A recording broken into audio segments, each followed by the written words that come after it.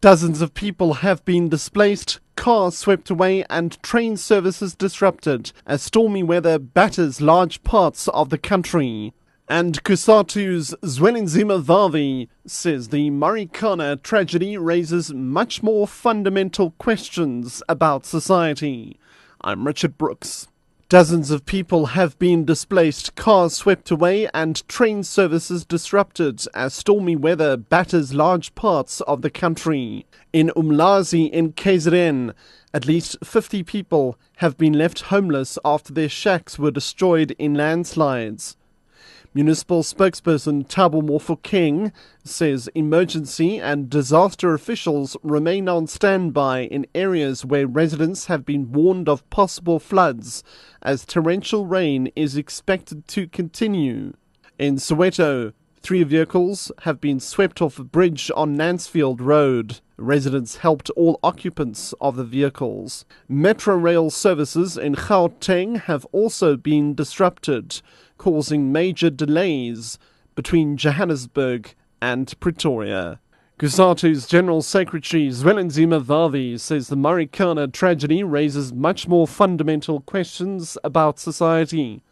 He was addressing a dialogue arranged by the daily newspaper in Pretoria. Vavi says the tragedy is in a sense a reflection of underlying class contradictions between the rich and the poor.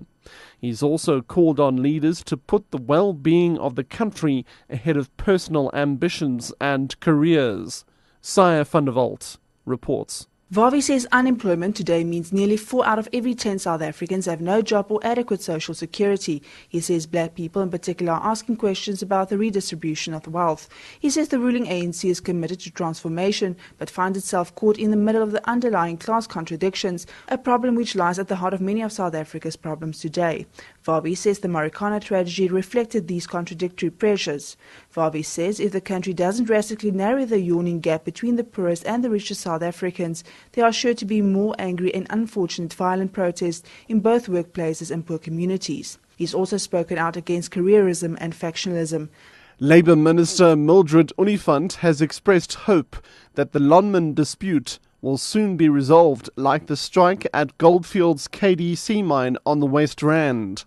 About 12,000 employees returned to work after the bullion strike was resolved.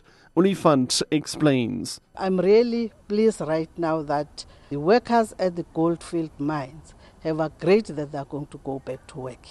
I'm still waiting for the Marikana one, what is going to happen. I just want to appeal to the workers of this country. They must not allow a situation where they are going to be misled. Their responsibilities are to look after their families. Whatever issues that they want to be dealt with, they must come together, approach their shop steward to say, these are our demands. Just go and say, this is what we demand as the workers. South Africa's golden girl Natalie du Toit has won Team South Africa's 3rd gold and 18th medal at the Paralympic Games in London. Already a double gold medalist in the Games, du Toit has added yet another gold medal to her collection. In the women's 200-metre individual medley SM9 class, she touched in a time of 2 minutes 34.22 seconds for her 13th career gold. The US dollar is trading at R8.28, pound sterling is worth R13.19, and the euro will cost R10.46. Platinum is trading at $1,564.52, and gold is currently trading at $1,691.35 an ounce. Brent crude oil is trading at $112.91 a barrel.